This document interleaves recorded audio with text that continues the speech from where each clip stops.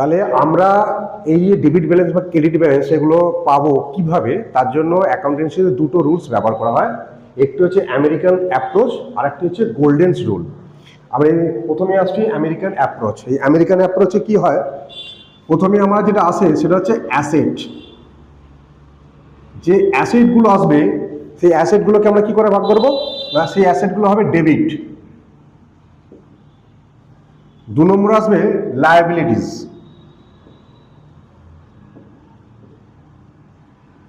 Liabilities আমাদের সবসময় আসবে ক্রেডিট। তৃতীয়ত হচ্ছে ক্যাপিটাল। বিজনেস করতে গেলে ক্যাপিটাল লাগে, তাহলে ক্যাপিটাল সেটাও আসবে ক্রেডিট ব্যালেন্সের দিক দিয়ে। এরপর কি আসছে এক্সপেন্সেস আর লসেস, এটাও আসবে আমাদের ডেবিট ব্যালেন্স। আর 5 নম্বর যেটা থাকছে সেটা হচ্ছে ইনকাম অথবা গেন।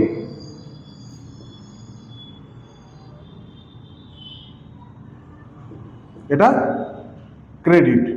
তাহলে যখনই কোনো অ্যাকাউন্ট হবে সেই অ্যাকাউন্টকে আমাকে দেখে নিতে হবে যে সেই অ্যাকাউন্টটা কি আছে, অ্যাসেটের দিক দিয়ে আছে। যদি অ্যাসেটের দিক দিয়ে তাহলে ডেবিট হবে, যদি লায়াবিলিটিস হয় সেটা হচ্ছে ক্রেডিট হবে, যদি ক্যাপিটাল হয় সেটা ক্রেডিট হবে, যদি এক্সপেন্সেস এবং লস হয় সেটা ডেবিট হবে, ইনকাম এবং গেন হলে ক্রেডিট হবে। অপোজিট দিকে আমার গোল্ডেন রুল। গোল্ডেন রুলে আমরা কি দেখেছি, 1 নম্বর কি দেখেছি রিয়েল অ্যাকাউন্ট। রিয়েল অ্যাকাউন্টে সাধারণত কোনগুলো থাকে, রিয়েল অ্যাকাউন্টে অ্যাসেট। তাহলে অ্যাসেট আসা যাওয়াকে কেন্দ্র করে আমাদের রিয়েল অ্যাকাউন্ট থাকে। তাহলে রিয়েল অ্যাকাউন্ট ছাড়া থাকলে কি হবে আমরা ডেবিট। 2 নম্বর কি থাকে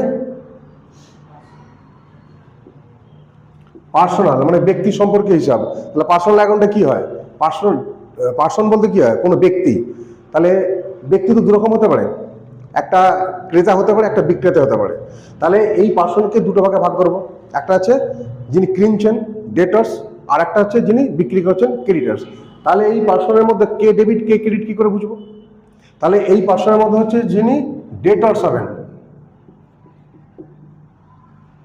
অথবা যিনি কাস্টমার হবেন তাকে আমরা ডেবিট করব। বোঝা গেল? পার্সোনাল অ্যাকাউন্টে আমরা দুজন ব্যক্তি আসতে পারে, একটা হচ্ছে ডেটর্স আর একটা ক্রেডিটার্স অথবা কাস্টমার। তাহলে যখন ডেটর অথবা কাস্টমার যে আসবে তাকে আমরা ডেবিট করব। আর কি হতে পারে, যেমন ডেটর্স হচ্ছে তেমনি কি হতে পারে ক্রেডিটার্স হতে পারে। আর কি হতে পারে, যারা আমাদেরকে মাল সাপ্লাই করে তাদেরকে আমরা কি বলি সাপ্লায়ার। এটা হচ্ছে আমাদের সাপ্লায়ার। এটা হচ্ছে আমাদের যিনি ব্যক্তি কিনছেন কাস্টমার। সাপ্লাই হচ্ছে যিনি মাল দেন, কাস্টমার যিনি মাল নেন। তাহলে ডেটর্স এবং কাস্টমারের ক্ষেত্রে ডেবিট হবে, ক্রেডিটর্স এবং সাপ্লায়ারের ক্ষেত্রে ক্রেডিট হবে। আচ্ছা, 3 নম্বর ক্ষেত্রে কি আছে নমিনাল অ্যাকাউন্ট। নমিনাল অ্যাকাউন্টে সাধারণত কোনগুলো আছে, কি আছে এক্সপেন্সেস আছে আর লস আছে। এক্সপেন্সেস সবসময় কি হয় debit balance, loss debit balance হবে, এটা হচ্ছে ডেবিট। আর একটা কি আছে, এটা 1 নম্বর। 2 নম্বর কি হয় ইনকাম হয় অথবা গেন হয়,